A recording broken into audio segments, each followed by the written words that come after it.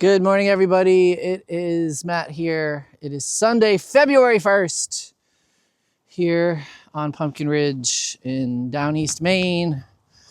And it's kind of an overcast day. I think it's like 11:30 or something. I've already done my chores for the morning and now I'm out. I just brought water and fresh shavings out to the chicken coop and gave water to the pigs and did a bunch of stuff. But I thought we'd have a little chat because it's been another crazy week up here, guys. When I left you last time, it was last Sunday. We were expecting a storm, and we got one. We got like a foot of snow. It's a pretty gray day here. There we are. Yeah, we got a foot of snow. We had to shovel up a trail. I'll show you some clip of us shoveling. Light and fluffy. Yeah, we thought the storm was over when we went to bed, but we got a lot of blowing snow and a couple more inches of accumulating snow. So here we are in winter wonderland. Whee! All right, back to work. So I have this little path I had to shovel because it was no fun trudging out here up to my shins in snow. But yeah, so we started the week with a snowstorm, and that was the omen of things to come because we had a bit of a rough week again. I know we've talked about it before, but you know, we're new to living up here in Maine. We moved up here in full time in October of 2024. And before that, we were coming up as much as we could, working on the house to make it livable. So when we first bought the house, it was a total disaster. We couldn't live in it. We were sleeping in a tent for the first summer while we got the house ready to live in. And you know, it's an ongoing project we've been working on. Still not done. I don't know when it ever will be. And, you know, we wanted to get away from the hustle and bustle. And we both had terrible commutes to work. He would take the train. I had to drive. It was miserable. And the hustle and bustle of the city. We were living in a very urban environment. A lot of crime. Our house got shot up over the years. 3 separate times we got shot in our house. So we wanted to get away from all that. And the trade-off, I guess I'm getting to the point, the trade-off of moving up here into this peaceful, beautiful, rural community is that services and things are really not what they were. And we came from Massachusetts, and you know, we had world-class hospitals, we had everything, veterinary care, everything within 20 minutes, basically. And up here, it's a different story. So Tuesday morning, after shoveling out, you know, Darren has been having an ongoing issue with his eye, and it was just really getting worse. He was losing his vision in his left eye. So we made an appointment to go to Calais. There was an eye doctor there to check it out. He actually had it looked at a week before when we were in Bangor with Philip for his surgery. So we had it looked at, and the doctor said it was going to be okay. He just was having some issues, and it was going to heal up. But it's just started to get worse over the weekend, and there's nothing open here on the weekend. There's nowhere to go. And then Monday was the big snowstorm, so we couldn't do anything Monday. So Tuesday morning, got an appointment in Calais at the eye doctor, and I went to go grocery shopping. I dropped him off, and I went grocery shopping, and then he texted me and said, come pick me up. And I picked him up, and he said, we have to drive right now, immediately to Bangor. He needed emergency eye surgery. So that was, yeah, a 2-hour and 20-minute drive. I had groceries in the car. It was nuts. So yeah, he had to go emergency to get emergency eye surgery on Tuesday. And I will let him explain what's going on with his eye right here. All right. So what happened to me was a couple of weeks ago, I went outside, and as I do in the morning, I was taking photographs of the sunrise, and I looked up into the blue sky and saw what looked like dust. It was like sort of 2 layers of dust, one that was blurry and out of focus, and one that was kind of like little tiny donuts. And I know that that's something that happens to people, and I wasn't entirely concerned, but there was also a kind of a blurry blob that was kind of floating around, and it was concerning. So I ended up going to the doctor. We were going to Bangor that day, like Matt mentioned, and so I went to an eye doctor, and they looked very closely, what I thought was a very thorough exam, and said that the vitreous had somewhat liquefied. That happens with age, and that you see the vitreous floaters in the vitreous, and that's what happened, and that it became detached, and that it might have done a tiny bit of damage to the retina, but it wasn't anything to worry about. So made an appointment for a year out, and basically he said, watch it if you see flashing lights or anything. So not a week later, I see what kind of looked like a little bubble, like floating black and white bubble in the bottom of this eye, which is actually the top because your eyes are seeing in reverse. And I have ocular migraines, so I see black and white flashing things generally, so I figured that's what it was. And the next day I woke up and it was significantly worse. So it was getting higher, and it was kind of like this taupe grayish solid color, and it was creeping up my vision, and I knew what was happening, and I just was powerless to do anything about it. We had the storm coming, and we had nothing open our distance. Being up here, we know that this was a consequence of being so far from things. And because of the storm, everything was closed also on Monday. But I was able to get an appointment first thing Tuesday morning, and by 1 o'clock I was in a doctor's office in Bangor preparing for surgery. So that was very fortunate.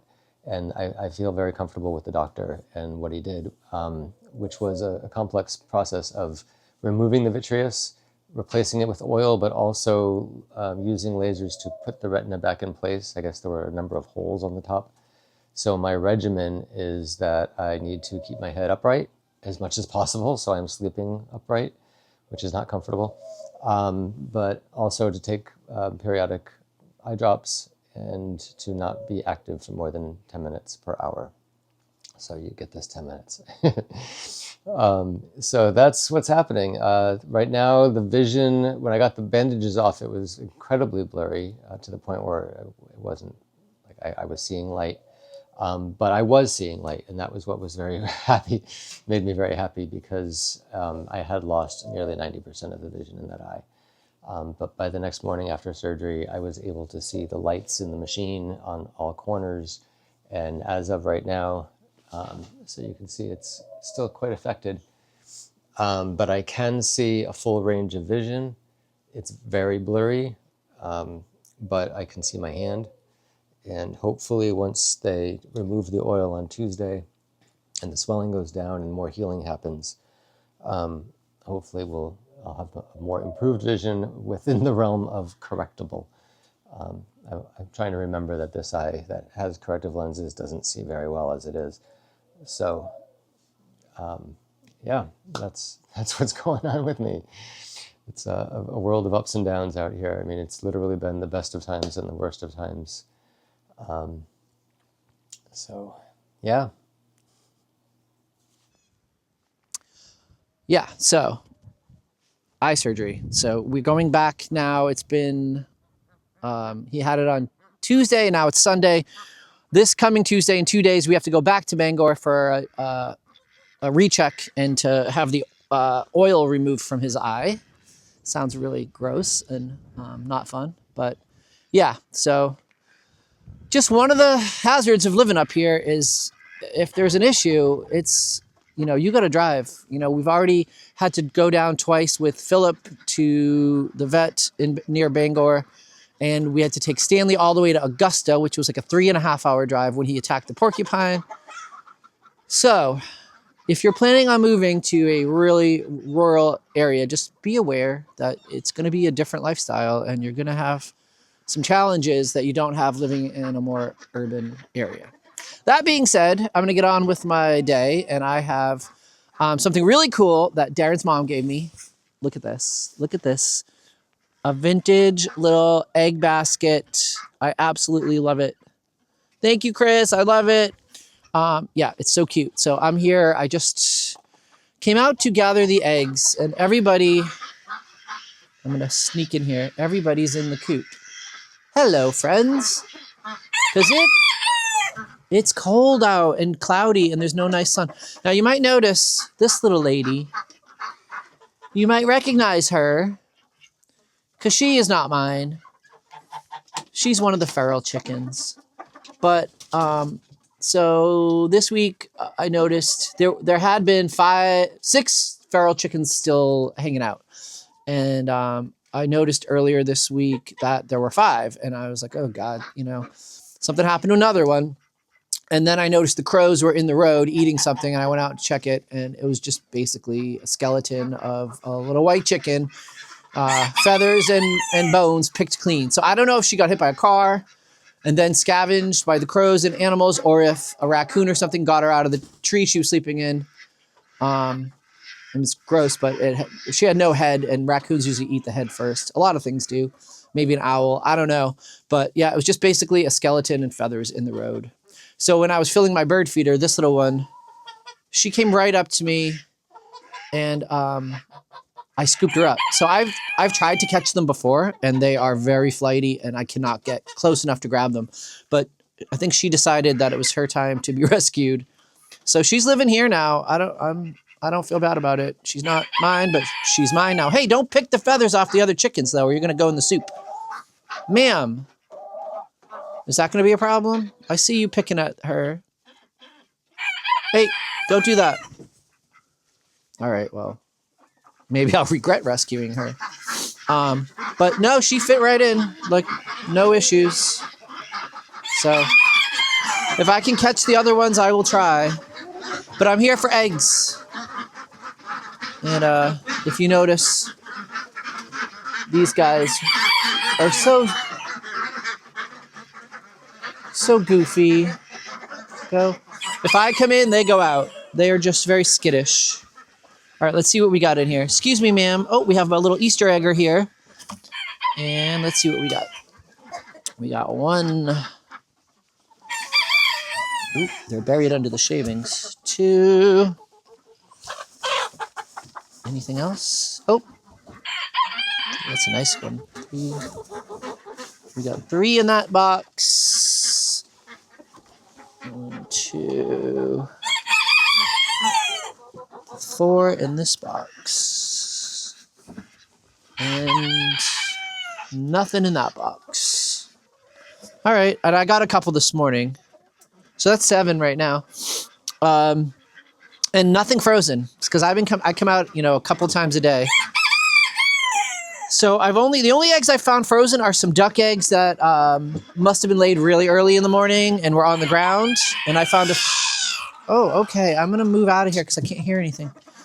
Yeah, I found a couple of frozen duck eggs, but for the most part, I've been getting the chicken eggs a couple times a day, and I really haven't had any issues with them freezing.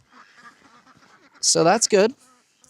Although I have so many eggs, I don't know what to do with. I plan on setting up a farm stand by the end of the driveway, maybe this spring, and I'd like to sell the eggs. But right now, I'm getting almost like a dozen eggs a day for 2 people and 2 dogs. That's a lot of eggs. So what I've been doing is hard boiling all the extras and feeding them back to the pigs, and I smash them up and feed them to the birds.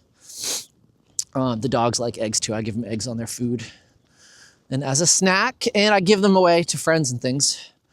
But I don't have many friends up here, so yeah. So the plan is to eventually have a little farm stand and sell the eggs and make some money just to buy chicken feed.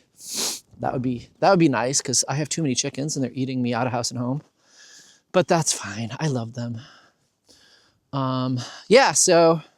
That's what's going on up here this week. Oh, I have some. I'm going to turn this around to show you. These fellas, we got the rooster, who's got some pretty bad frostbite on his comb, and a little hen. And they've been a real pain in the neck. I can't catch them, but they've also been hanging out on my porch. And I've now twice had to tackle Philip to get a chicken out of his mouth. He grabbed the rooster one day. And he grabbed the little hen that's in the coop. He grabbed her. That was the day I caught her. I basically had to sit on him for a minute to get the chicken out of his mouth. He didn't hurt them, which I was surprised because he could take him out in one bite.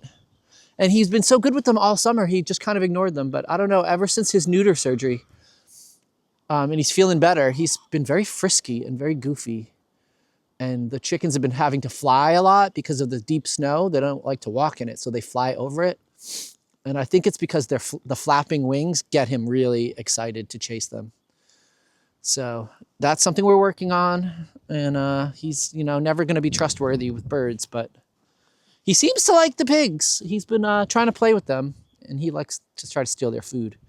But he's showing no aggression to them. When they were tiny piglets, he definitely wanted to eat them. But now he doesn't quite know what to make of them. They're bigger than him. Yeah, so I'm going to go back in and check on Darren. He needs his eye drops. He's on 3 prescription eye drops 4 times a day. And yeah, I've been a nurse all week. But we're going to check in with him. And yeah, then I don't know what else we're going to do today. We'll see. All right, guys, that is basically it for this week, huh? With our... That's enough for me. Our invalid here. He needs to rest his eye. Yeah, so it's kind of a short video today. But we will see you next week. And who knows what's going on. Probably not too much. We're going to take him and get his eye checked. And yeah, on Tuesday. And he needs to take it easy still, probably all week. So I don't know what's in store for the week. We have some exciting things coming up, but we'll talk about those in the future. That is true. And we'll see.